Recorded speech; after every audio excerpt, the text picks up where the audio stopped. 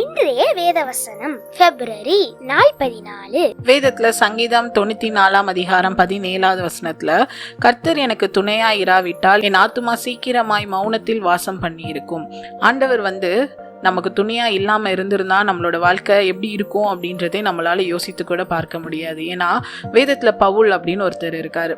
அவர் எவ்வளோ இக்கட்டான சூழ்நிலைகளில் கடந்து போனாலும் ஆண்டவர் மட்டும்தான் அவங்களுக்கு துணையாக இருந்தாங்க. ஒரு வாட்டி அவங்க கப்பல் பிரயாணத்தப்போ கப்பலே உடைந்து போகிற அளவுக்கு அங்கே சூழ்நிலைகள் இருக்கும். ஆனால் அந்த நேரத்துலையும் ஆண்டவர் பவுல் கிட்ட சொல்லுவாங்க, இங்கே எந்தவித உயிர் சேதமும் இருக்காது அப்படின்னு ஒரு வாக்கு கொடுத்துருப்பாங்க.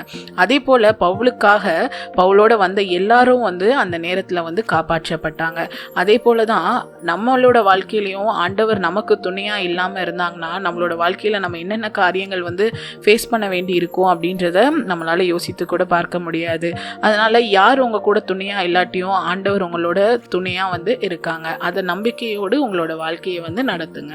Thank you. Have a fantastic day.